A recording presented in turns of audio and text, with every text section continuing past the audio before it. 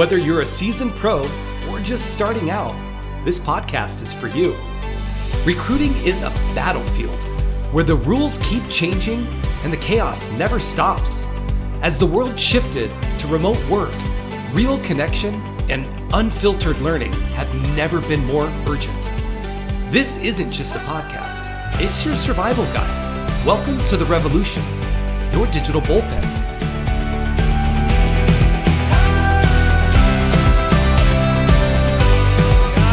It's happening. Hi, Kathy. Hi, Paul. Hi, Myrna. Hello. So welcome to the Recruiting Revolution, your digital bullpen. And as we've already been kind of prepping everyone, we have Kathy Gans this week, who obviously is a huge mentor of ours, and she's definitely going to speak on what she's doing today. But Kathy has over 20 years of experience in the staffing world. When we worked with her over at Adecco Group and accounting principles, whatever they are today. She ran over 600 million in revenue, which Badass. Really impressive. Like, come on. Yes. So we are excited to have you, Kathy. Thank you so much for making the time. And I know I shared a little bit that, you've been a huge mentor to me. And I know you always say I'm buttering you up, but I'm not. I'm being honest. I'm giving props where props are due because though I had a really successful career growing up at accounting principles, you kind of got me to that next level and really pushed me to do things that I probably wouldn't have volunteered for. And a lot of times I didn't. I was just thrown in.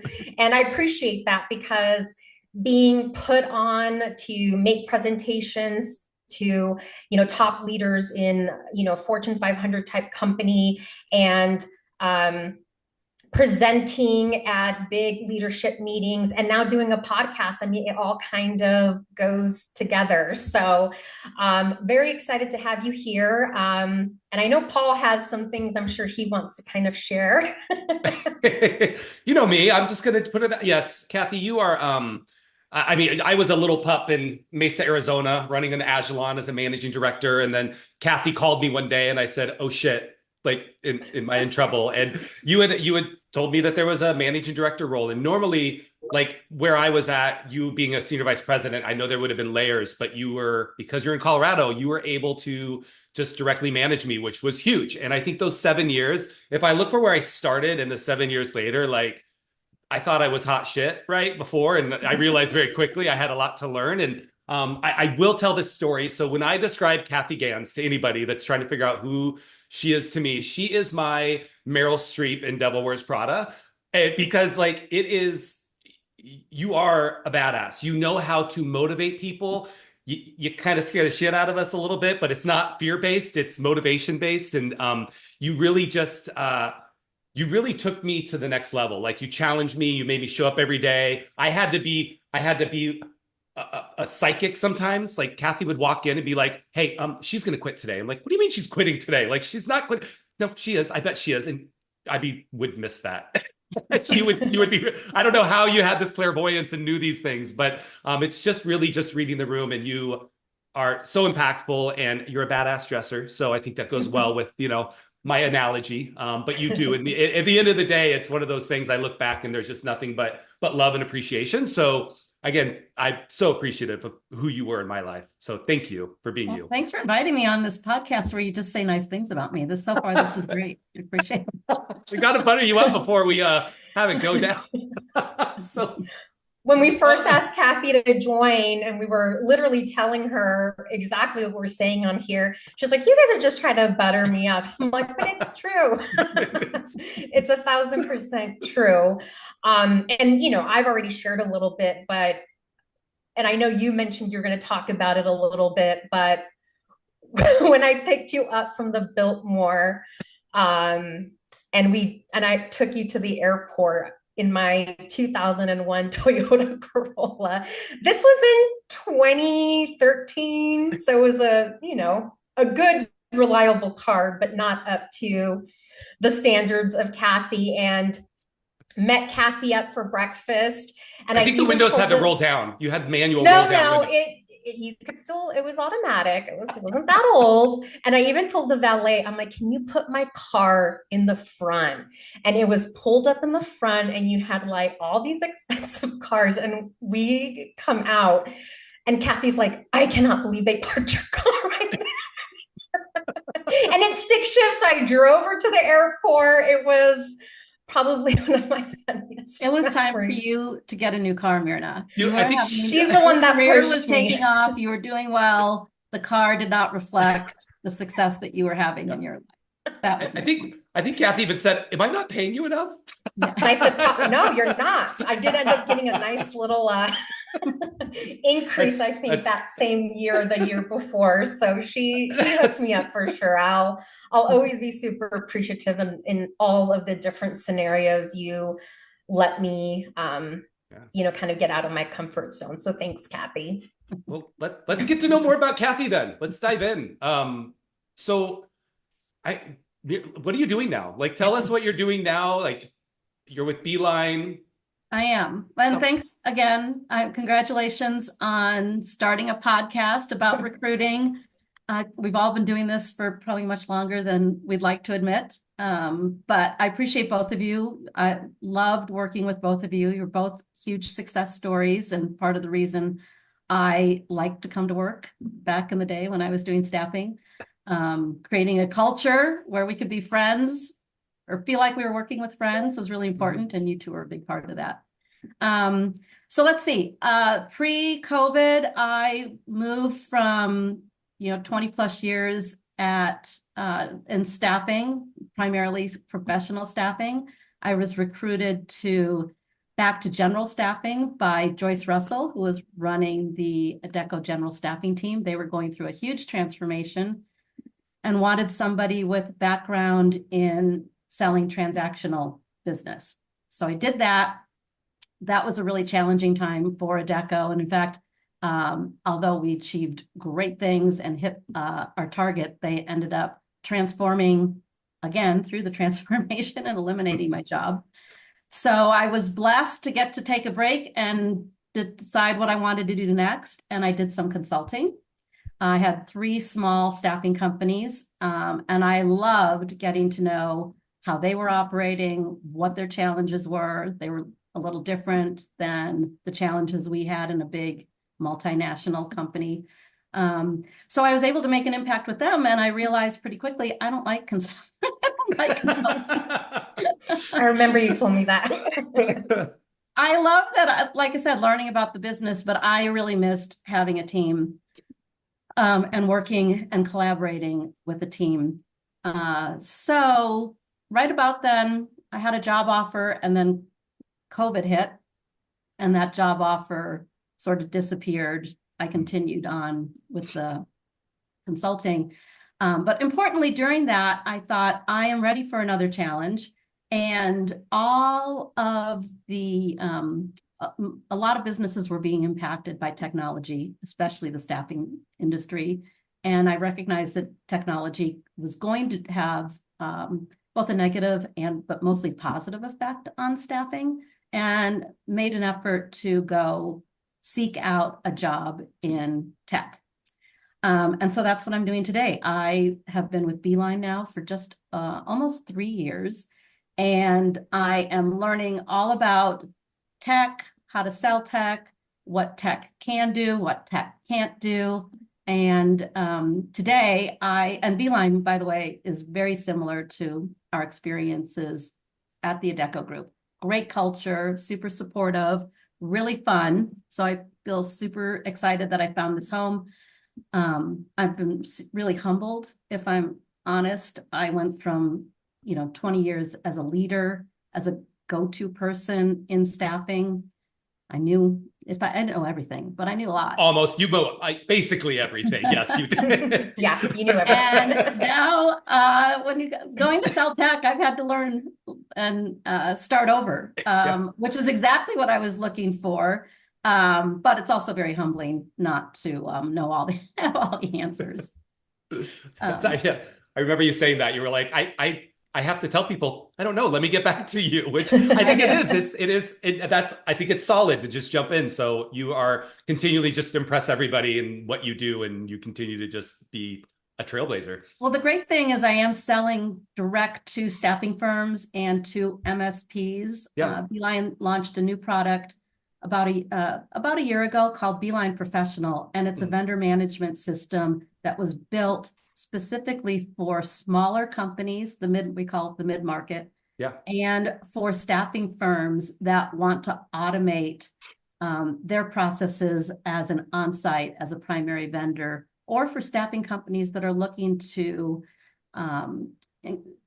develop new revenue streams. So develop an MSP. A lot of companies are looking at launching MSPs or MSP Lite, and they want to automate those processes, bundle up their services with technology to have a total offering. That's what I'm selling. And that's really fun and exciting because it's a new product fit for purpose for staffing companies. So I still get to use the staffing knowledge as I talk to these companies. And when you think about it, there's a lot of those medium-sized firms that maybe have these really good agreements. They have maybe a big client that they have. And to your point, it's scary to go for like a field glass or some of these companies. It's very complicated. Yeah. It's expensive. So I love that you're like finding a solution to where it's kind of like you want to walk before you can run in the space. And it's a great opportunity for them. So I love that. Yeah, that's right. You don't need the complexity that comes with a field glass or even a Beeline enterprise product for less complex programs. Why would you need to pay for that if you don't need all of the features that come along with it? So I love it. Got this, which is super easy to execute, implement, run technology that is perfect for those generation 1 or less complex programs. And we kind of talked about it in our like prep call that it's kind of different sale because we were always being trained to stay away from like VMSs, and like avoid them. We had our own teams that handled that, but I mean, we were really taught to kind of stay away from that type of business and work directly with hiring managers. So like, how does that feel kind of being on the other side? I know, I jumped to the other side. I said, we used to train 3 strikes and you're out. You have to talk to at least 3 people before you're forced to go talk to the MSP who's using the vendor management system. And it's interesting. We still bump into people who still have that mindset, but more and more often we see people who are staffing firms that have built departments and fulfillment centers specifically to focus on MSP driven accounts. They know there's money there. You just can't necessarily operate and expect to be successful if you try to fill those orders in the same manner that you fill your traditional orders. So we see a lot more companies embracing and welcoming those type of programs. And then the ones that I'm selling to are the ones that have taken a step further and saying, we're going to offer that program to our customers. We are no longer going to avoid it. We are going to be in the driver's seat of those programs. I love it. Well, it's exciting. I mean, I'm really excited, and it sounds like you got a lot, you bit off a lot, and you're going to kill it as you always do. Yeah. I am, that's for sure. You are. You will, absolutely. No doubt. So let's dive in. Now I want to kind of, you are, again, you've been so impactful for Myrna and I, and I would love to have the people out there listening to be able to get some takeaways from you and kind of how you look at the world and how you've impacted people. So I would say my first question is what's the most impactful tool or idea that you've come up with that tackled a big problem in past leadership life, or that you implement whenever you're a leader? So if I think back to all those years, I started out as an independent contributor, but quickly moved into branch management, area management, the traditional ladder, finally as senior vice president. I always worked best when I wasn't coming up with the ideas on my own, but we pulled everybody together. And I can recall doing so many task forces. We would get together and we could meet in person. I would always ask everybody to share their best practices with the team because I think I learned early the best ideas, the best strategies come from the field. The people that are interacting with the temporaries, with the customers. The best ideas don't necessarily come from somebody pushing strategy down. It's pushing, bringing ideas up. And so I think our task forces and our sharing has always, the results of those always made the biggest impact on delivering results. So off the top of my head, we had a task force when we were having a lot of turnover that ended up creating our Champions Club program that still exists today, recognizing and rewarding people who might not necessarily be at the top to get to go on our annual trip, but we're working just as hard and moving up the ladder. We never really had a program to recognize them. So we created that through one of those task forces. We developed different verticals coming out of one of the last recessions for our general staffing brand, which was, we needed to be more specialized, not generalized, so we could increase the margins. As a result of that, we grew Agilon from a smallish brand to increasing sales by over 100% by the time I left. And we had a program where we impacted our bill rates by focusing on our wildly important goal. The wig. I still teach the wig. I have stolen that from you and effectively implemented even more. Yes. So which was not me. It was a book that we all studied and learned, but we utilized the methodology with our wildly important goal. And we increased our average bill rate in less than a year by 4%, which made a huge impact. That was but all of those came from all of us collaborating and working as a team to come up with the best ideas and then executing. And I think I remember, Kathy, you saying two things. One, at one point, I think we did so well on bill rates. You guys, we're actually probably missing business because we're outpricing ourselves. So we can now really good at it. Now we don't have to be so this. We can actually go buy some of this business. We're like, bring it back down a little bit. Bring it back down. But it is true. One of the things you always said, and I took this from you, is as a leader, you don't have to know the solution. You just have to identify the problem and then work with your team and come up with the solution, which I think it's huge because a lot of leaders think they have to have the solution when in fact, you just have to be aware of what the issues are and then attack it, and hire the best people who can, who are smart. I love it. I mean, I remember because, I was part of so many task force with you coming out of Kathy Gans' region. And one of the training, I think it was perm off the desk. And I mean, that even got recognized, overseas with the Zurich leadership team for Adecco. And it was kind of rolled out to some extent, for all of their business units. So it was always incredible to see where some of these projects would kind of lead us because they led us pretty far and we did so good under your leadership. And you're right, having the right people. I was talking to Travis Lewis the other day and we were literally reminiscing about all of the meetings, the SME projects we had, and we're like, those were some of the best ideas, some of the best outcomes for your region. So happy to be part of that. Kind of going off of using impactful tools, what advice would you give someone who's currently in a producer role who's thinking about leadership? Where do they start and how do they kind of start building that credibility to get to that next level? That's a great question, not just for staffing, but for anybody looking to move into a leadership role. But specifically for staffing, I think you have to do really well with the basics, right? Show up on time, do the job that you're given to do and do it well with consistency. And then I think if you do that, you're going to stand out anyway, right? Help others, volunteer. That's how you stand out. I always think looking for a project, like you said, you can identify a problem and identify a solution. So you're potentially attached to being creative and bringing the business forward in creative ways is super helpful. And then on the other side, don't be a problem. Yes. It sounds so simple.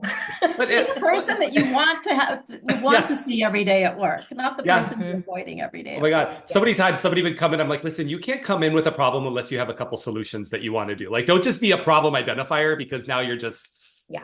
yeah. Yeah, but to that point, I mean, bringing up issues is not Yep. necessarily bad. I Right. used to like to say, listen, don't bring up the issue until you've been there about 6 months, because you need to know, you need to learn it first Yeah. before you bring the problems back. But bring the solution. I love it when someone would say there's a better way to do this, and I think I've got an idea. Yeah. That's somebody being thoughtful about improving how we do things, not just complaining about how things get done. I love it. So I guess let's piggyback on that too. What's the best piece of advice that you got in staffing? I know it's a big question because there's a lot, but if there's something that just stuck with you that you're like, it's now part of my DNA. I wish I had a good answer for that. There's so many. Yeah. Appreciate the honesty. Yeah. We kind of threw this question in last minute, so I I appreciate do you. remember, so when I first became a manager, and it was before I was in staffing, I was working right out of college in a hospital, actually, in medical records.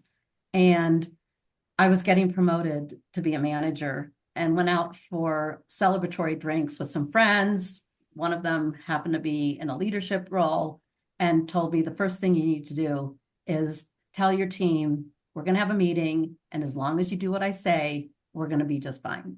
And I actually thought that was good advice at the time. And not only did I take that terrible advice and have that meeting, but nobody on the team wanted to work for me pretty much after that.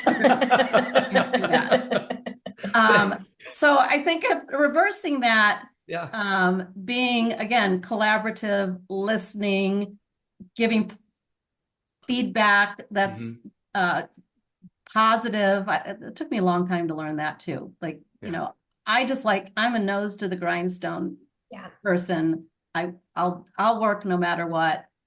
That's not how everybody works. Most people need to hear, how are they doing? Give props, not just give feedback that's negative. So it took me a while to learn you have to balance both of those, but for sure, you're never going to err on the side of giving somebody too much positive feedback. Yeah. I love it. Absolutely. Well, you said my next question was, what was the worst advice? So you answered that one, which is great. Yes. It's funny. Remember when we did those doer, thinker, influencer? You were a doer, weren't you? I think I'm a doer in stress. Yes. One of the others is I'm more analytical on day to day. Yes. Yeah. A thinker. Yeah, absolutely. Because You've it's true. so many of those. I literally it is true in staffing. Like, you don't need to recreate the wheel, and the same stuff consistently works if you apply yourself to become a steward. So it is, I love it. Well, and I mean, you've been such a, huge inspiration to us. And, I'll just say it again. I mean, you kind of took me to that next level. I remember you really teaching me managerial courage. That was the one thing on my performance review. You're like, we're going to work on that. And so who in your life has been... What is managerial courage? It's doing the things that are hard. It's having those conversations that are going to be hard, but doing them in a way that you kind of get that person to see maybe where they need to improve. And I just know that you would send me out and okay, off you go. And I just remember that was like a big topic that you and I worked on together. But who was your inspiration? Who was your mentor? Who kind of provided some of what you provided us to you? Yeah. Well, a standout person that I reported to was John Marshall. He's retired now, but he came through an acquisition. And he is somebody who always erred on the side of only giving lots of positive feedback. And so I felt super confident in everything I did when I was working for him. Even if I thought it wasn't going to work out, I knew he'd have my back and it was going to be okay. He gave me that. He pumped me up. And then more recently in staffing, when Joyce Russell recruited me to go work on the general staffing side, I was super excited to work with somebody, a woman, first of all, who was in a leadership role, who had such reputation, not only in the company, but in the industry. So I was super excited to work for her, and she did not disappoint. She moves at rapid pace, makes quick decisions, really takes pride in her ability to give people a positive experience. And I took that from her. She calls it a cherry on top. Cherry on top. Whether not just at work, but in life, Yeah. and in serving, she serves others. So she made a huge impact on me in that time period that I worked for her. Yes, two big players in the staffing world for sure. Absolutely. There's a piece of advice, I can't even remember it, but it's a rule that it's like 5 minutes or 10 minutes or something, like 5 years, 10 years down the road. I don't know if you remember it, but I'll have to come up with it. It's like, if this is going to cause you this much stress now and this much down the road, do you remember what that? I'll have to pull it up because the rule was I think it's 3 minutes, 3 years. Yes. 3 months, 3 years. It's not 3, it's something. But yes, it was interesting. Yeah.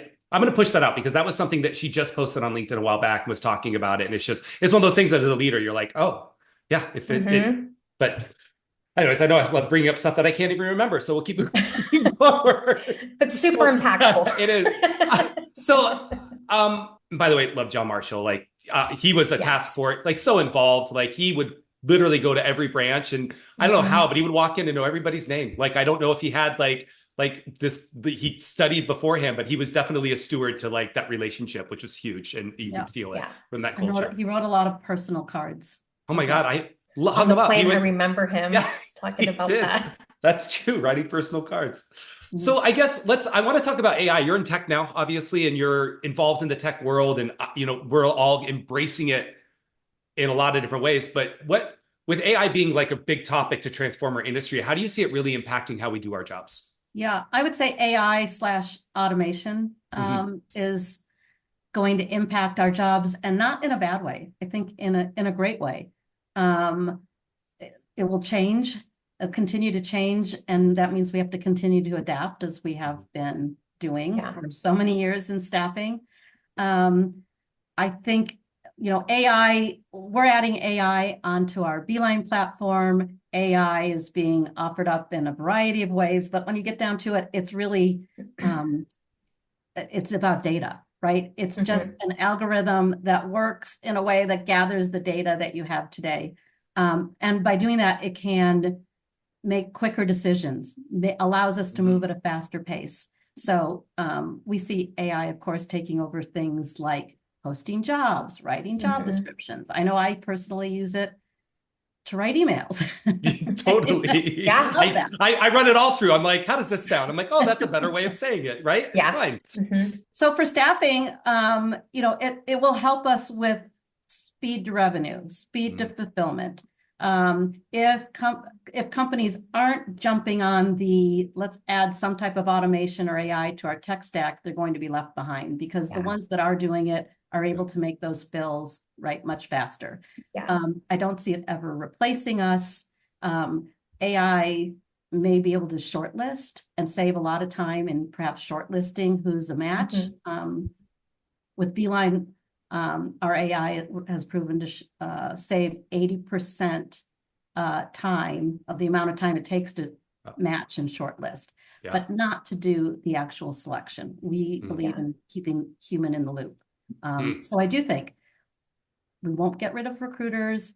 We won't necessarily change our our operating model, but it will change the skill set that you'll need to be a recruiter. You're not going to have to do the day-to-day drudgery, the grind.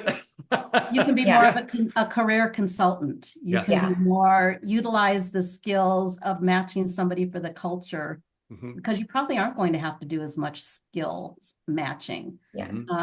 We have technology that can look at a resume and anticipate that somebody might have a skill that they may not have gotten on their resume. So you can level set the candidate field based on skill, not just how good they are at writing a resume. Totally. Mhm. It's, well, I was thinking too, from a leadership perspective, like it'll change KPIs. I mean, I think it'll change the way we manage our people too. Like, I think it's important to, just as you said, evolve. Like we can't manage the same way we used to, right? How many jobs, how many dials did you make? It's a different kind of mindset. That's right. And for some of the smaller staffing firms that I talk to, where perhaps their identity and who they are is based on relationships and their processes of how they do things, that's what separates them.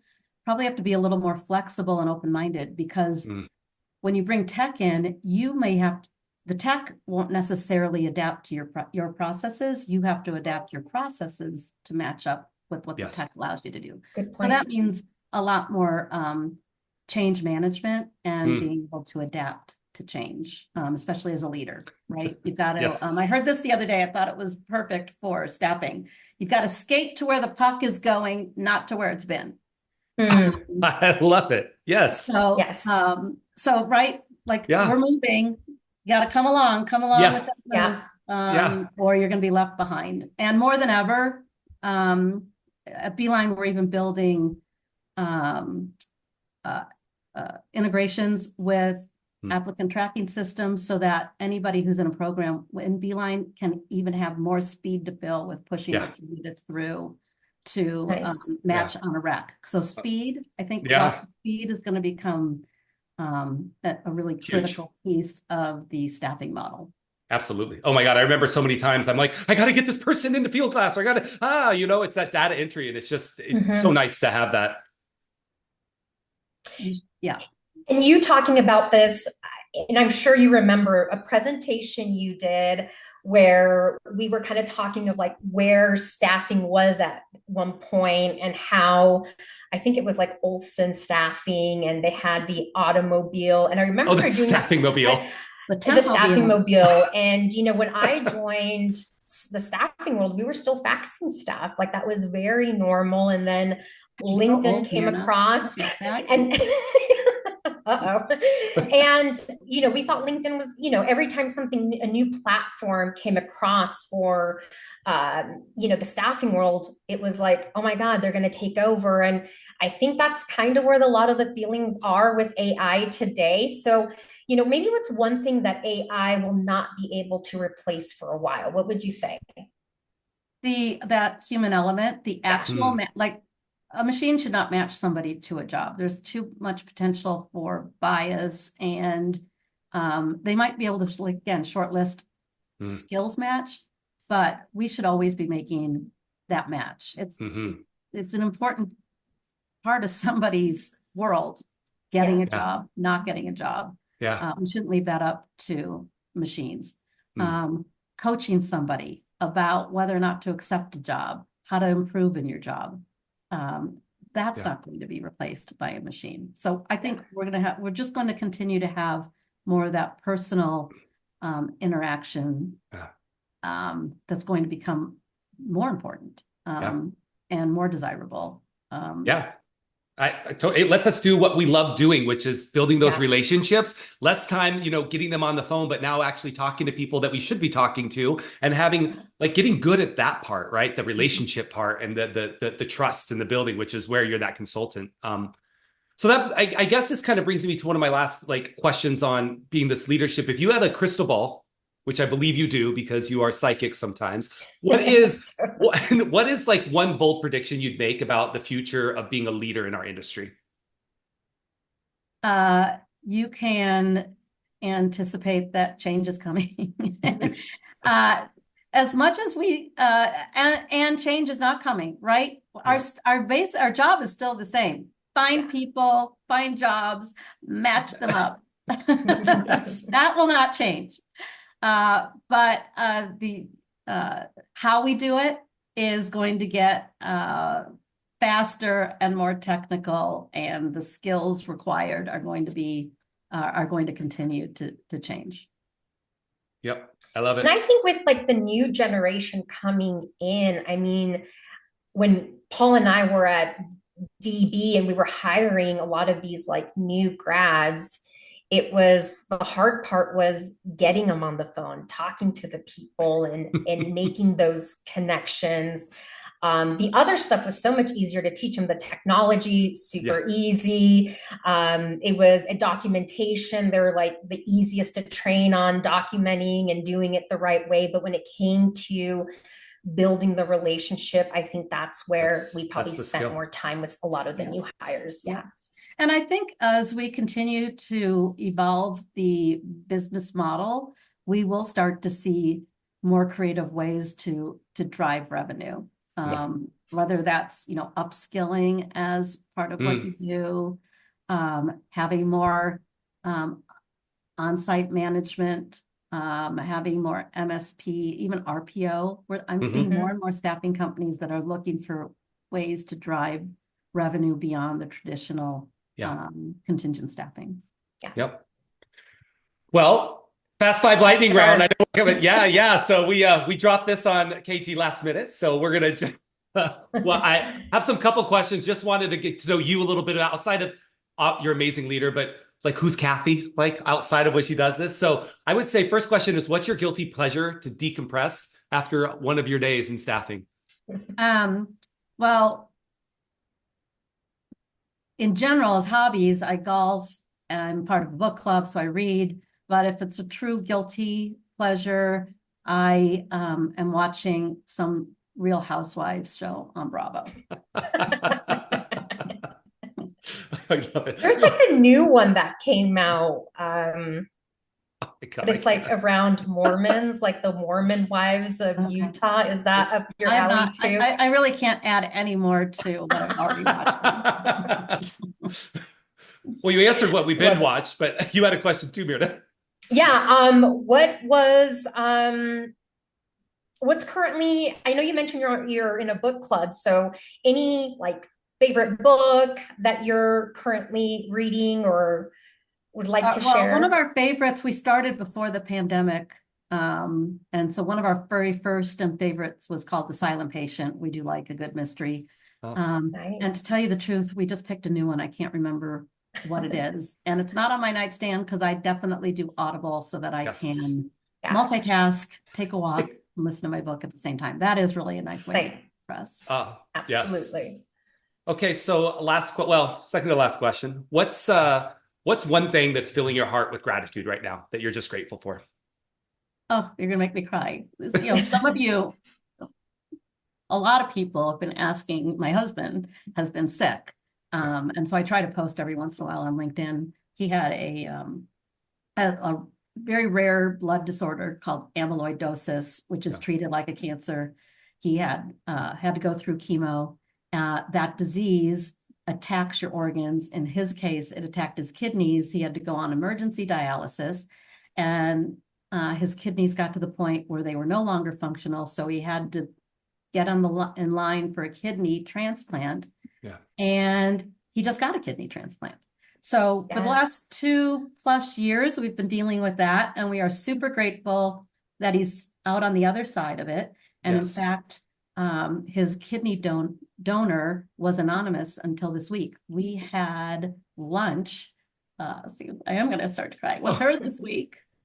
And I know I saw the pictures. It was they're on LinkedIn and we got to meet her.